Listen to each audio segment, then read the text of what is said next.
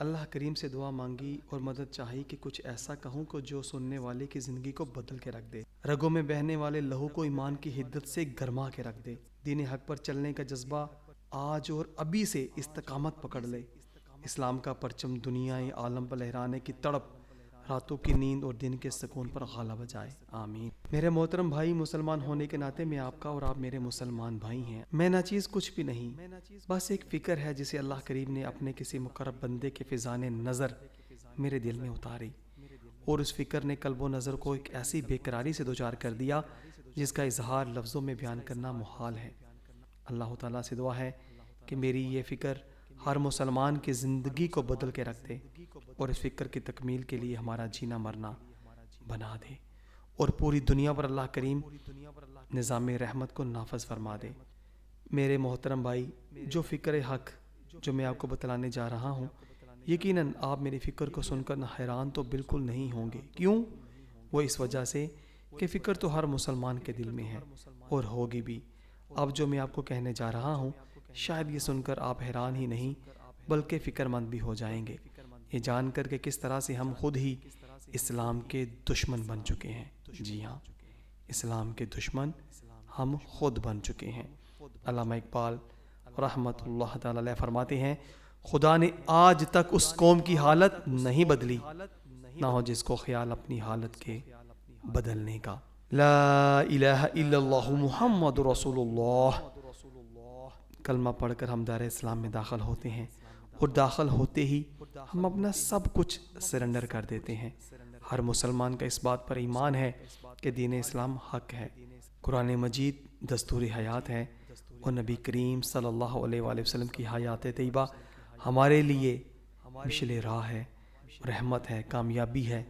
اللہ تعالی ہمیں کامیابیاں عطا فرماتا ہے۔ بس یہیں سے میری فکر کا آغاز ہوتا ہے۔ میں کچھ موٹی موٹی باتوں سے پردہ اٹھاؤں گا جسے وقت رواں کے گرد و غبار نے ڈھانپ رکھا ہے۔ پاکستان میں، جی ہاں، پاکستان میں شریعت محمدی صلی اللہ علیہ وآلہ وسلم نافذ نہیں ہے۔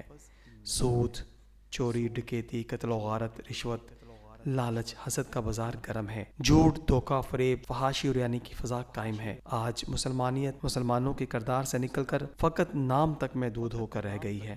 اللہ تعالیٰ کے احکامات اور نبی کریم صلی اللہ علیہ وآلہ وسلم کی تعلیمات کسی کے پیش نظر ہی نہیں، پھر بھی ہم مسلمان ہیں۔ انا للہ و انا الیہ راجعون۔ اکبر الآبادی فرماتے ہیں، بعد مردن کچھ نہیں، یہ فلسفہ مردود ہے، قوم ہی کو دیکھیے مردہ ہے اور موجود ہے۔ کوئی بھی شخص یہ نہیں چاہتا کہ اس کی اولاد بدتمیز ہو، بے ادب، گستاخ ہو، اللہ کی نافرمان اور نبی کریم صلی اللہ علیہ وآلہ وسلم کی شریعت مطہرہ اور دین حق سے بغاوت کرنے والی ہو، ایسا کوئی بھی نہیں چاہتا۔ پھر بھی پورا معاشرہ ہر طرح کی برائیوں کی لپیٹ میں ہے۔ معاشرہ افراد سے بنتا ہے اور افراد میں شامل میں بھی ہوں اور آپ بھی ہیں۔ معاشرے کی بربادی کو لے کر اس کی وجہ پوچھی، جس کسی سے بھی پوچھی، اس نے یہی کہا کہ بھائی ہم دین سے دور ہو چکے ہیں، صرف نام کے مسلمان ہیں۔ اور جب میں نے یہ پوچھا کہ دین سے دوری کی کیا وجہ ہے، تو پھر خاموشی اور سناٹا۔ آئیے میں آپ کو اس خاموشی اور سناٹے سے باہر نکالنے کی کوشش کرتا ہوں، اور اس چپ کو جو ہم لوگوں نے پچھلے کئی دہائیوں سے چپ کا روزہ رکھا ہوا ہے، اسے کھولنے کی، توڑنے کی کوشش کرتے ہیں۔ ہر مسلمان جانتا ہے کہ پاکستان میں اللہ کریم کے احکامات اور نبی کریم صلی اللہ علیہ وآلہ وسلم کی شریعت مطہرہ نافذ نہیں ہے، اور اس کے برعکس جمہوری نظام چل رہا ہے۔ جمہوری نظام چلانے والے کوئی غیر نہیں، کافر نہیں، بلکہ اسی ملک کے افراد ہیں، اور کہلواتے بھی خود کو عاشق رسول ہیں، مسلمان ہیں۔ تو پھر ان کے پیش نظر اسلامی نظام حکومت کیوں نہیں؟ جس ملک کو کلمے کی بنیاد پر بنایا گیا، حاصل کیا گیا، لاکھوں قربانیاں دی گئیں، اللہ کا نظام یہاں نافذ کیوں نہیں ہے؟ ہم سب آزاد ہیں، عدلیہ، فضائیہ، نیوی، رینجرز، ہر ادارہ آزاد ہے، تو پھر کیا وجہ ہے کہ اسلام نافذ نہیں؟ بے شک جب ہر مسلمان اس بات کی حقیقت کو جانتا ہے کہ ساری بربادی کی وجہ فقط دین سے دوری ہی ہے، تو پھر دین کے نزدیک کرنے والے نظام کا نفاذ کیوں نہیں ہو پا رہا؟ آزاد ملک میں آزادی سے جینے والے مسلمان اسلامی نظام نافذ کیوں نہیں کر رہے؟ اب میں آپ کو بتاتا ہوں کہ اسلام نافذ کیوں نہیں ہو رہا۔ ایک بات تو طے ہے کہ ہر شے کی کوئی نہ کوئی بنیاد ہوتی ہے، اور وہ بنیاد ہی اس شے کو قائم رکھنے میں مدد دیتی ہے۔ یہاں میں دو فرمان مصطفیٰ صلی اللہ علیہ وآلہ وسلم اور اللہ تعالیٰ کا فرمان عالی شان آپ لوگوں کے سامنے رکھتا ہوں۔ یقیناً آپ غور کیجئے گا، اللہ تبارک تعالیٰ کا فرمان عالی شان ہے۔ اللہ تعالیٰ قرآن پاک میں فرماتا ہے، یہود و نصارہ ہمارے کبھی دوست نہیں ہو سکتے۔ اور نبی کریم صلی اللہ علیہ وآلہ وسلم کے فرمان علی شان کا مفہوم ہے کہ ایمان اور حیا آپس میں جڑے ہوئے ہیں، اور جس میں حیا نہیں اس کا ایمان بھی نہیں۔ ان دونوں فرمان علی شان کو اپنے ذہن میں رکھیے گا۔ جب سے پاکستان بنا تب سے نہیں بلکہ تقریباً 200 سال سے بھی قبل یہود و نصارہ نے امت مسلمہ میں ایک سازش بپا کر رکھی ہے۔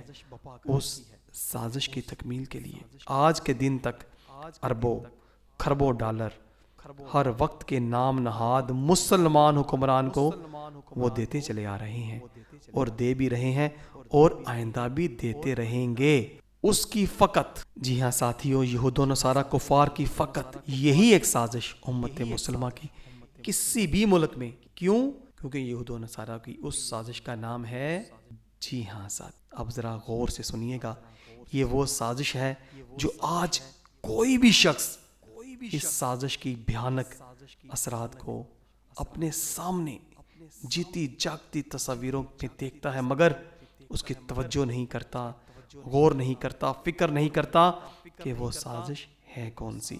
جی ہاں ساتھیوں، وہ ہے ان کا ایجوکیشن سسٹم، سازشی نظام تعلیم۔ جی ہاں، سازشی نظام تعلیم جو آج پاکستان سمیت پوری امت مسلمہ پر رائج ہے، یہی بربادی کی اصل وجہ ہے، جس کی وجہ سے آج آپ کو ہر طرف ہر طرح کی برائی پنپتی دکھائی دے گی۔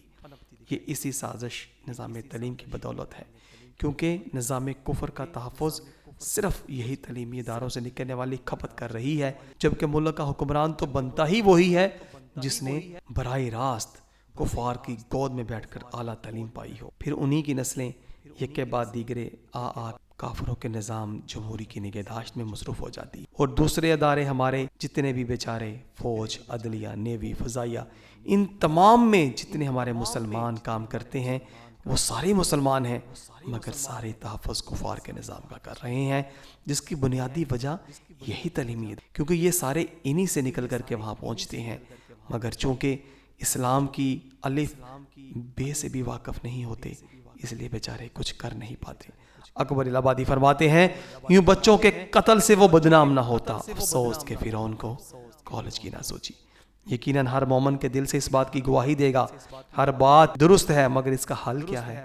ہم اپنے بچوں کو کہاں سے تعلیم دلوائیں؟ اس طرح کے جملے سوالات میں اچانک امڑ آئے ہوں تو بھائی پہلی بات تو یہ ہے، سب سے پہلے اپنے بچوں کو موجودہ اسکول و کالج سے نکالیں، ان اداروں سے دور کر لیں۔ یہود و نصارہ کی تعلیم جو اسکول و کالج میں رائج ہے، یہی تو وہ فیکٹریاں ہیں جہاں سے پورے پرزے بن کر کافروں کی پورے نظام کی مشینری کو چلاتے ہیں۔ اب آپ کو کرنا کیا ہے؟ تو آئیے میں آپ کو اس کا بہت ہی آسان حل بتاتا ہوں۔ میرے محترم بھائی، آپ مسلمان ہیں اور ایمان والے بھی ہیں، پہلے تو آپ اللہ تعالیٰ کا شکر ادا کریں، آج آپ کو ایسی حقیقت سے آشنائی ملی جو اپنی ہی غفلت کی وجہ سے اللہ کریم کے دین سے دوری اور نظام کفر کے ہاتھ مضبوط کرنے کا باعث بن رہی تھی۔ بھائی جان، کامیاب مسلمان وہ ہے جو اپنے ایمان کو بچا کر اس دنیا فانی سے چلا جائے۔ اب وہ خوف جو اس نظام کو مضبوط رکھنے میں ہمیں نہ چاہتے ہوئے بھی کفر کے نظام کا پابند بناتا ہے، وہ یہ کہ پھر زندہ کیسے رہیں گے، کیا ہوگا، کہاں سے کھائیں گے، کیا کریں گے؟ تو جناب ان تمام باتوں کا ایک ہی جواب ہے کہ اللہ تبارک تعالی ہمارا رازق ہے۔ دل سے مان لیجئے، یقین کر لیجئے، وہ رازق ہے، وہ خالق ہے، وہ مالک ہے۔ کافروں کا نظام تعلیم بالکل نہیں، ہاں جی بالکل نہیں۔ ہم سب اس بات پر ایمان ہے اور یقین ہے کہ جس نے ہمیں پیدا فرمایا وہ زندہ رہنے کا بھی بندوبست فرمائے گا۔ اگر تعلیمی سب کچھ ہوتی تو آج دنیا میں کوئی ان پڑھ جاہل انسان، چرند پرند زندہ ہی نہ ہوتے، کیونکہ یہ سب تو کالج، سکول، یونیورسٹیوں میں گئے ہی نہیں۔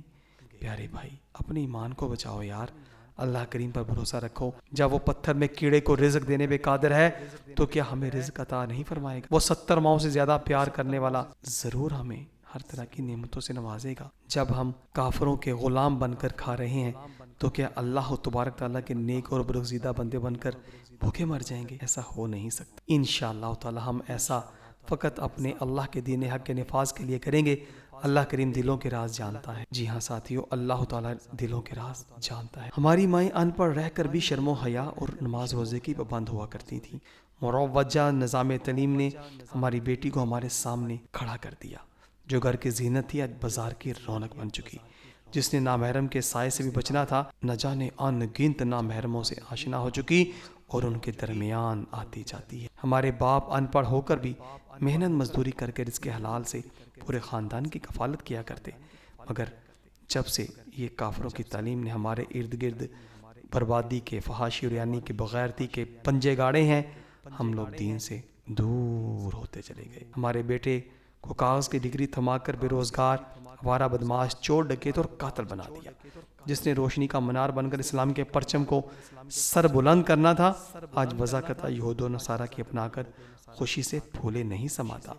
بے نور ہو چکے سبھی مکتب کے چراغ، اب دیپ تو جلتے ہیں مگر اجالا نہیں ہوتا۔ میرے محترم بھائیوں، مسلمان کی ترقی فقط دین میں ہے۔ جبھی تو عمر فاروق رضی اللہ تعالیٰ عنہ نے دین حق کی مدد اور شریعت محمدی صلی اللہ علیہ وآلہ وسلم پر عمل پیرا ہو کر کے آدھی دنیا پر پرچم اسلام کو لہرایا۔ کفار اس بات سے بخوبی آگاہ ہیں کہ مسلمان کو طاقت سے زیر نہیں کیا جا سکتا۔ جبھی تو شاطر نے اپنے سازشی نظام تعلیم کا جال بچھایا اور اس جال کو آج امت مسلمہ کاٹنے کے بجائے اور مضبوطی سے بنتی چلی جا رہی ہے۔ یقیناً آپ کے محلے میں بھی 20 سکول ہوں گے، ہر سکول کا یونیفارم، کتابیں، ماحول، ہر طرح کی سرگرمیاں دوسرے سے مختلف ہوں گی۔ ناچ گانے، mother day, father day, teacher day, rose day, Valentine day اور پتہ نہیں کون کون سے دن وہاں پر منائے جا رہے ہیں جن کا اسلام میں تصور بھی نہیں۔ یقین کیجیے ساتھیو، یہ پتہ نہیں کون کون سے ڈے آج مسلمانوں کی نسلوں میں سرایت کر چکے۔ اگر یہ تعلیم سچ میں تعلیم ہوتی تو ہر دل میں اللہ کا خوف ہوتا۔